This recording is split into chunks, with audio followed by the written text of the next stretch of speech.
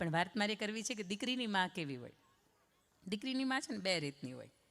એક માં એવી હોય કે દીકરી સાસરે જાય, ફોન કરે કે અમારો ઘર પરિવાર વ્યવસ્થિત છે, આમ છે તેમ છે, સરસ કમાય છે, અમારું સરસ મજાનું ઘર ચાલે છે, કોઈને કાંઈ તકલીફ નથી થતી, મને બધા બહુ સાચવીને રાખે છે. પણ એક છે કે નાના ભાઈ છે ને એને થોડુંક હમણાં ઘર જ થઈ ગયું છે ને વાત કરે છે કે જુદા થઈ જવાની. મારા ઘરવાળો તો સવારથી સાંજ સુધી જાય, બિચારા સાંજ પડે આવે, એ વધારે કમાય છે ને એની ઉપર જ આખું ઘર હાલે છે. એટલે એ દીકરીની માં શું કહે ખબર? બરોબર છે, આપણે જ એવું કહેવાય કે આ જુદું થઈ જ જવું છે, આપણે આપણું કરાય, બીજાનું જે થતું હોય એ થાય. એક માં આવી હોય. અને બીજી માં એવી હોય કે દીકરી એના લગ્ન થાય ને એટલે સાસરે જાય અને લગ્ન પહેલાં ખૂબ વજન ઉતારે, પણ ઉતરે નહીં, 1 કિલોય ન ઉતરે. સાસરે જાય ને 2-4 ત્યાં પ્રસંગો હતા, મામા માસી ફઈફુ અને પ્રસંગો હતા, એટલે 20, 22, 25 દિવસ રોકાઈને પછી પિયરમાં આવે. પહેલી વખત લગ્ન થયા પછી પહેલી વખત પિયરમાં આવે છે. એટલે 6-7 કિલો જેટલું વજન ઉતરી જાય ને બધાને પૂછે કે અરે તારે આટલું બધું કેમ વજન ઘટી ગયું? એટલે દીકરીથી રહેવાય નહીં ને, એટલે પછી છેલ્લે એ કે એ ઘરની અંદર કાં તો હું રહેશ અને કાં તો મારા સાસુ રહેશે. એટલો બધો ખરાબ સ્વભાવ છે, એટલો બધો ખરાબ સ્વભાવ છે. અહીંયા ઘણા બેઠા છે ને એને લાગુ પડતો હશે આ વાત. નહીં હો, તમને 2 હાથ જોડું, તમને નથી કહેતી, પણ આ વાતના માધ્યમથી મારે તમને શું કહેવું છે ને એ કહીશ. એટલો બધો ખરાબ સ્વભાવ છે, એટલી બધી નાની નાની વાતની અંદર રોકટોક કરે કે મને ખબર નથી પડતી કે મારી એની યાર કેમ રહેવું. એટલે કાં તો એ ઘરની અંદર મારા સાસુબા રહેશે ને કાં તો હું રહીશ. અને જો તમે મને બળજબરીથી મોકલી તો હું ટકીશ નહીં અહીંયા વધારે, અને તમારું ઘરે નહીં આવું. એટલે દીકરીની માને ચિંતા થઈ, કારણ કે સાડી માત્ર માતાની સાડી પહેરી લેવાથી મમ્મી જેવા તમે નથી દેખાતા. એ તો મમ્મીએ જેટલું સહન કર્યું છે ને એમાંથી તમે પસાર થાવ ને ત્યારે તમે તમારી માની બીજી પ્રતિકૃતિ બની શકો. પરંતુ એ સાડી ઓઢ્યા પછી, એ પાનેતર ઓઢ્યા પછી, એ ચુંદડી ઓઢ્યા પછી ત્યાં જઈને પાછી આવે ને એવું કે મારાથી ઘરમાં હવે 2 વ્યક્તિ સાથે નહીં રહેવાય. એટલે તરત જ દીકરીની મા એને પૂછે તને તકલીફ શું છે? એટલે દીકરી તરત તકલીફ કે નાની નાની વાતની અંદર રોકે, મને સવારમાં ઉઠવામાં 5 મિનિટ મોડું થાય તો આખો દી બગાડી નાખે, સવારમાં વધ્યું ઘટ્યું હોય તો એ મને ચા આપે, આ કેટલી બધી તકલીફો. એટલે દીકરીની મા હતી ને બહુ સરસ સમજણી હતી. એટલે તરત એણે કહ્યું કે બેટા તું અહીંથી જા ને, અઠવાડિયું રોકાઈને તું અહીંથી જાશ ને એટલે તને સરસ મજાનું એક પાવડરની ડબ્બી આપીશ, એ તારે લેતી જવાની છે. અને તારા સાસુબા જમવા બેસે ને એટલે સવાર સાંજ ને બપોર, રસોઈ તો તારા જ હાથમાં છે, સવાર સાંજ ને બપોર થોડો થોડો પાવડર છે ને તારે એને જમણવાની અંદર નાખવાના. અને તું જો 3 મહિનાની અંદર હજી તો આટલું બોલે ને કે અરે વાહ, હું આવું જ ગોતતી હતી કંઈક, કોઈને કાંઈ ખબર ન પડે, મારું નામ એ ન આવે ને, માં તું કેટલી હોશિયાર છો, કેટલી ડાય છે, એમ કરી દીકરી કોઈ દી બધ નહોતી ભરી ને માને આજ બધ ભરી ગઈ. એટલે માં એવું કહે છે કે બેટા સાંભળ, 3 મહિનાની અંદર તારે એક બીજું નાટક કરવાનું છે. તારો પ્રશ્ન છે ને 3 મહિનામાં સોલ્યુશન લાવી જ દેશ, પણ તારે આ 3 મહિનાની અંદર એક નાટક કરવાનું છે. આ મમ્મી બોલ લે, તું નાટક શું કરો, તું કે કરું બોલ. તારે ડાઈ ડમરી વહુ થઈને રહેવાનું. તારા સાસુબા એમ કે કામ કરવાનું છે એટલે તરત જ એમ કે હા બા આમ કરવાનું છે. તારા સાસુબા એમ કે ઓલું કરવાનું છે એટલે તરત જ હા એમ. તારા સાસુબા જે અડધો શબ્દ ન બોલે ને એ પહેલાં તારી કામ હોતી પતાવી દેવાનું. કાંઈ વાંધો નહીં, ચાલો મારે 3 મહિનાની અંદર આનું સમાધાન જોઈએ છે, તમે કે ને એમ કરશો. દીકરી અઠવાડિયું રહીને એના સાસરે તરફ જાય, અને સાસરે જઈને તરત જ એવું કે 2-4 દિન કહીને ગયા ને અઠવાડિયે આવ્યા, હા બા ભૂલ થઈ ગઈ, હવે બીજી વખત જાશ ને તો તમને પૂછીને જાશ. એટલે સાસુબાને ડાયરેક્ટ 555 વોટનો ઝટકો લાગ્યો, કારણ કે આ આવી હતી હામાં પાણી હાલતી હતી, આટલી બધી બદલીને કેમ આવી? બની શકે કે ચાલો કોઈ કે કંઈક એને કીધું હશે, પણ સાસુબાને તો અંદરથી, સાસુબા તીખા એટલા માટે છે કે એના સાસુની સામે એનું કાંઈ હેલું નથી અને એના વહુની સામે એનું કાંઈ હાલતું નથી.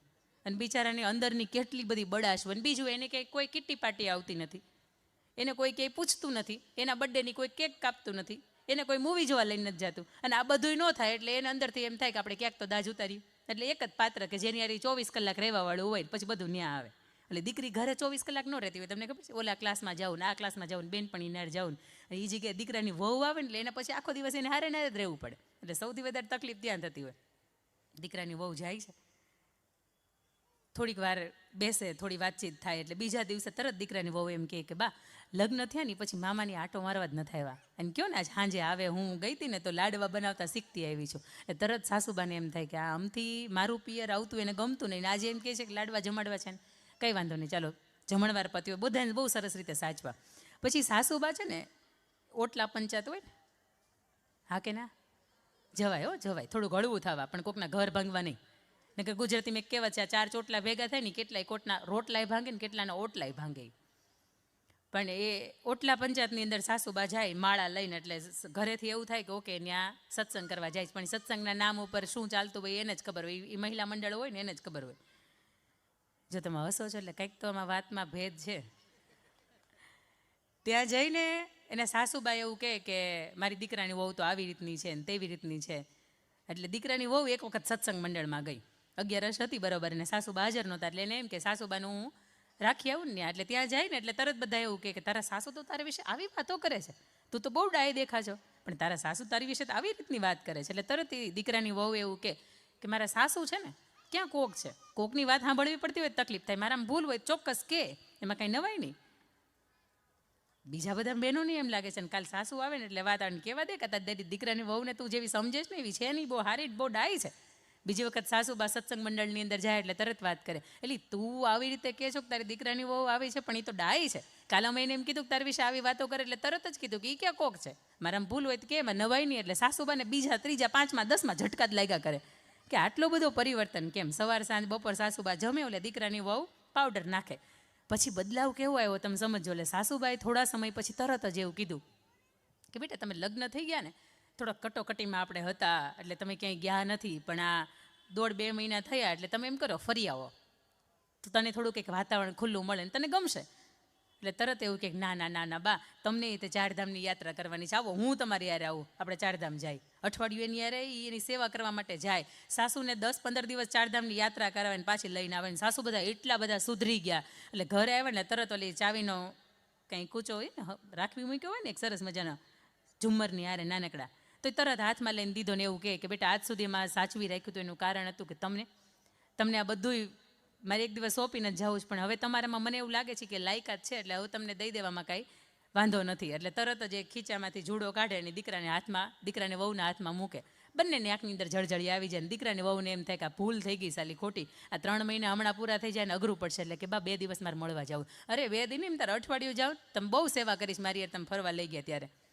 દીકરાની વહુ એટલી બધી સ્પીડમાં રોકેટ ગતિ આવી હોય ને પિયરને ત્યાં. ને મમ્મીને કે મમ્મી મારા સાસુ છે ને હાવ બદલી ગયા છે, હાવ સુધરી ગયા, તું જો એ હું કહું ને એમ કરે છે. આ મને ઘરની જો તું ચાવીએ દઈ દીધી, જો બધો હિસાબ મારી પાસે, બધો વ્યવહાર મારી પાસે, મારે જે કરવું તું ને એવું બધું કરી શકું છું, મારે કંઈ કહેવું નથી પડતી. મને સામેથી એમ કહે છે કે તું આ કર તું ઓલું કર.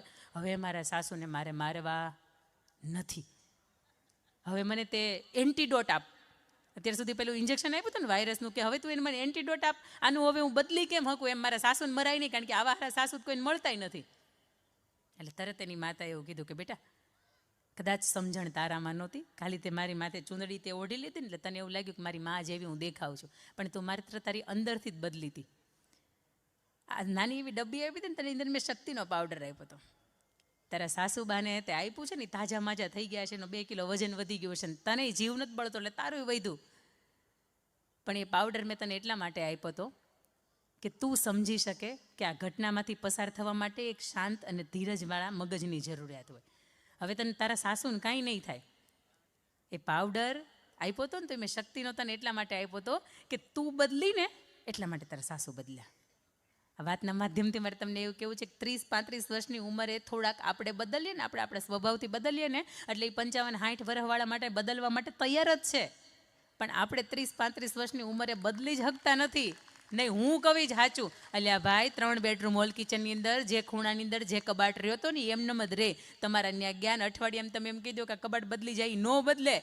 ઘરની અંદર સાસુનું રાજ છે, પણ એ રાજની અંદર તમારે તમારું જાળવી લેવું ને એની અંદર તમારી પ્રગતિ છે. અને ઘરની અંદર તમે તો જ કયાગરા તો જ ડાયા લાગો જ્યારે તમે બધા કહેતા હોય ને તમે પહેલાં સાંભળતા હોય. આ તો ਕਹਿੰદી પહેલાં હું કહું એમ થવું જોઈએ, ન થાય. બીજી વાત કે દાંપત્ય જીવનની કદાચ સસરુંય સારું હોય, સાસુ સસરાય કૌશલ્યા જેવા મળ્યા હોય, રાજા દશરથ જેવા મળ્યા હોય, પણ એની અંદર કદાચ બની શકે કે કોઈ કારણોસર છતાંય કોઈ પ્રશ્ન ઉદ્ભવે, કોઈ ત્રીજા વ્યક્તિના માધ્યમથી કે કોઈ પણ વિકટ પરિસ્થિતિના માધ્યમથી. અત્યારે લગભગ બહેનોને બપોરે 2 થી 5ની અંદર એક જ કામ છે, હું ખબર છે આમ ક્યાં સસ્તું મળે ક્યાં સારું મળે. એમાં અમારે સુરતના શગુન ફેશનવાળા હા 10માંથી 2 કે 3 રીલ્સ આવતી એટલે તમને એમ થાય એક વખત તો ત્યાં જવું જ છે, કેટલું સસ્તું મળે છે. પણ તમને 25 તારીખ વટાવે અને હપ્તાની કોઈ જાતની ચિંતા નથી. પણ આ પુરુષોને પૂછો 25 તારીખ વટે ને પછી માથામાં 2-4 વાળ ખડતા હોય ને તો 15-20 વધારે ખરવા માંડે. શું કામ? એને ચિંતા છે કે હપ્તાને ક્યાંથી લાવશું, આ ભરશું ક્યાંથી. પણ એ ચિંતાની અંદર કદાચ તમે સાથ આપી શકો ને, મેં તમને કહ્યું એમ કે ધર્મ, અર્થ, કામ ને મોક્ષ, બીજો ફેરો અર્થનો ફેરો છે. ધર્મનો કે મારા પતિ જ્યાં ધર્મનું કામ કરતા હશે ને ત્યાં હું સાથે રહીશ. બીજો ફેરો અર્થનો ફેરો છે કે મારા પતિ કદાચ ઘર ચલાવવામાં ઓછા ઉતરતા હશે, અથવા તો એની પાસે એટલી આવક નહીં હોય કે ઘર ચલાવી શકે, ત્યારે હું મારાથી બનતો પ્રયત્ન કરીશ ને મારું ઘર ચાલે. કામ એટલે આ સંતાન, આ પરિવારને હું દેવા માટે આવી છું. આ પરિવારનો એક દીકરો છે ને એને છીનવી લેવા માટે નથી આવી. અને ચોથો ફેરો મોક્ષને, કે કદાચ યમરાજા લેવાય આવે ને તો એને એટલું કહી દેવાનું છે કે પહેલાં મારો જીવ જોતો હોય ને તો લઈ જાઓ, મારા પતિને હજી અહીં રહેવા દો. આ ધર્મ, અર્થ, કામને મોક્ષના 4 ફેરા પર્યા પછી તમને એક આગળ એક નામ લાગે છે, એક ઓળખાણ લાગે છે. અને ઓળખાણની અંદર એટલી પણ મારે વાત કહેવી છે કે જ્યારે પતિ એના જીવનની અંદર આર્થિક કટોકટીમાંથી પીડાતો હોય ને ત્યારે તમે શું કરી શકો.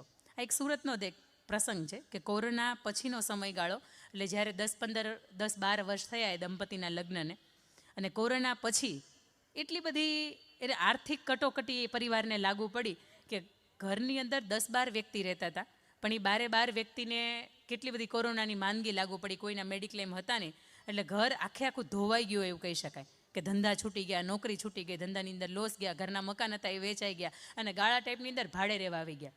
દીકરીએ B.Pharm કરેલું, પણ જે તે સમયે દીકરીને ના પાડી હતી કે જોબ તો નથી જ કરવાની, ઘરને હાંચવો, અને દીકરીએ સ્વીકારી લીધું હતું, કંઈ વાંધો નહીં, મારા પપ્પાએ પેટ પાટા બાંધીને મને B.Pharm કરાવ્યું, પણ ઘરે નોકરી નથી કરવાની, વાંધો નહીં, સાચવો બધાને.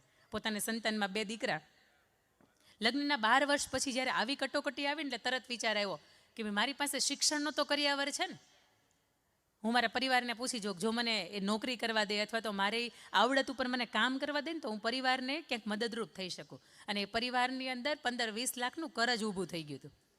દીકરાની વહુને એવું કહેવામાં આવ્યું, કંઈ વાંધો નહીં બેટા, તમારાથી થાય એટલું કરો, પણ એટલું ધ્યાન રાખજો કે અમને હાચવતા અને ઘરની અંદર રહીને થાય ને તો કરજો. દીકરાની વહુએ સવારથી લઈને સાંજ સુધીમાં 4 થી 5 અલગ અલગ CBSE ટ્યુશનની પાળી શરૂ કરી. પોતાને મહેંદી આવડતી હતી, પોતાના અંદરની અંદર કોઈ પણ વ્યક્તિની મહેંદી શીખવી હોય કે મહેંદી કોઈકને કરવી હોય ને તો એના માધ્યમથી એને બીજાની ઘરે મૂકવા જવાનું, એટલે એના અંદરમાં એના 200 જેટલી દીકરીઓને એ કમિશન ઉપર, એના કામ ઉપર રાખી કે ભાઈ કોઈને પણ મહેંદી મૂકવી છે ને તો આ દીકરીનો સંપર્ક કરે એટલે આ વ્યક્તિ ત્યાં જાય, મહેંદીના જેટલા આવવાના હોય ને એમાંથી એને કમિશન મળી જાય. બીજું કે દીકરીને ચિત્રકામ ખૂબ ફાવતું હતું, સરસ મજાના પેઇન્ટિંગ, પોતે પોર્ટ્રેટ દોરે, અને ઇન્ટરનેશનલ લેવલના જે પણ એક્ઝિબિશન થાય ને એની અંદર પોતે મોકલે અને ડોલરની અંદર એની કમાણી શરૂ થાય. આવા 4-5 પોતાની આવડત મુજબ, પોતાની ક્ષમતા મુજબ અને પોતાના કળા કૌશલ્ય મુજબ એક ધંધા છે એ શરૂ કર્યા, ઘરની અંદર બધાને સાચવતા. અને આખરે 1 વર્ષના અંતરાલ પછી, 1 વર્ષના અંતે 11,89,000 રૂપિયાની કમાણી કરે સાહેબ. અને કહેતા બહુ ગર્વ થાય કે એમાંથી 10 લાખ રૂપિયા પોતાના પરિવારની અંદર પોતાના પતિનું જે કરજ હતું ને એ ભરે. આને સાચી પત્ની કહેવાય. જીવનની અંદર કટોકટીનો સમય આવે, જીવનની અંદર આર્થિક તંગીનો સમય આવે, બાપને આંગણે જેવી રીતે ઉછર્યા હોય ને એવા ત્યાં તમે જાઓ ને તો એવું તમને નહીં મળે. અને તમારી મારી સામે સીતાજીનું શ્રેષ્ઠ ઉદાહરણ છે કે એની પાછળ એના ફૂલ ગૂંથી દેવાવાળા હોય, એને માથું ગૂંથી દેવાવાળા હોય, એને સ્પ્રે છાંટી દેવાવાળા હોય, એને ભોજન બનાવી દેવાવાળા હોય, એની પથારી કરી દેવાવાળા હોય. આવા એ મિથિલાની અંદર પોતે ઉછર્યા હતા. અને અહીંયા આવ્યા ને 14 વર્ષના વનવાસની અંદર આ બધુંય સુખ એક ઝાટકે ચાલ્યું ગયું. પણ તેમ છતાંય તે જ્યારે અગ્નિની અંદર સમાયા, ધરતીની અંદર એ અગ્નિ પરીક્ષામાંથી પસાર થઈને ધરતીની અંદર સમાય ત્યારે 2 હાથ જોડીને પ્રભુ શ્રી રામને એવું કીધું હતું કે ત્વમેવ ભર્તા નચ વિપ્રયોગ, જન્મો જન્મ મળો ને તો તમે જ પતિ સ્વરૂપે મળો. પણ કદાચ આજની સિયા એવું કહેતી હશે કે હવે તમે ભટકાતા નહીં, આ જન્મ આપણો છેલ્લો જન્મ, હવે આ આવતા જન્મે તમે ભટકાવો ને તો હું મારો રસ્તો બદલી નાખીશ, પણ તમે નહીં આવતા. પણ આ સમજણનો કરિયાવર છે એ તમે લઈને તમારા સાસરે જાઓ છો ને તો ચોક્કસ એટલું કહી શકાય. મહેશભાઈ, આ માધ્યમથી જ્યારે અહીંયા વાત કરવાની છે ને ત્યારે એટલું ચોક્કસ કહેવું છે કે મારા ખુદના લગ્ન થઈ અને એના 11-12 વર્ષ થયા, અને એની અંદર મને મારા પપ્પાએ સમજણનો એક કરિયાવર આપ્યો છે, મારા મમ્મીએ આપ્યો છે, સાસુબાઈ અને સસરા, આ 4 વ્યક્તિએ જે સમજણનો કરિયાવર આપ્યો છે ને આની ઉપરથી હું એક 365 કોટનું એક પુસ્તક લખું છું, કરિયાવરમાં આપું છું. એટલે એક ત્રાજવું છે ને એક બાજુ સંપત્તિ છે બધી, અને એક બાજુ એ કરિયાવરમાં આપું છું એ પુસ્તક છે. આવતા વર્ષે આપણે જ્યારે લગ્ન છે ને ત્યારે આપણે એનું વિમોચન ગોઠવી નાખીએ. એની અંદર 365 અલગ અલગ નાના નાના વાક્યો છે. આ તમારી 20 ને 21 તારીખે લગ્ન થાય ને ત્યારથી વાંચવાની શરૂઆત કરવાની. બંને એક વ્યક્તિ નહીં વાંચવાનું, બંને વાંચવાનું છે. આજના દિવસનો કોટ કયો છે તો કે આ, એ વાંચીને આખો દિવસ એની ઉપર 2-5 મિનિટ વાત કરવાની, પછી ફેરવી નાખવાનું, પાછો બીજા દિવસે બીજો કોટ આવશે. આ 365 એટલે તમારી પહેલી એનિવર્સરી આવશે ને ત્યારે આખું પુસ્તક પૂરું થશે. પછી એ પુસ્તકને ફરીથી બીજી વખત રિપીટ કરવાનું છે. 2 એનિવર્સરી પૂરી થાય એટલે ચોક્કસ એટલું કહી શકાય દુનિયા આમ નહીં આમ થઈ જાય, આ ગ્રહ કદાચ પૃથ્વી અહીંથી ઉડીને મંગળની આગળના ભાગમાં વહી જાય ને તોય દે. એ 365 કોટ 2 વખત 2 દંપતીએ વાંચ્યા પછી ચોક્કસ તમે 2 વ્યક્તિ એટલું નક્કી કરી શકો કે ગમે એ થાય આપણું લગ્ન જીવન ક્યારે ભાંગવું જોઈએ જ નહીં. કારણ કે આ નાનકડા નાનકડા વિધાનો છે ને એની અંદર એટલી બધી તાકાત છે. અને એ કદાચ 12 વર્ષથી હું લખું છું અને અત્યારે હવે લખાશે એટલા માટે કે 365 શિખામણો ભેગી કરવા માટે મારે અમુક સમયમાંથી પસાર થવું પડ્યું. જીવનની અંદર ચડતી પડતી આવી હોય ત્યારે શું સમજવાનું છે.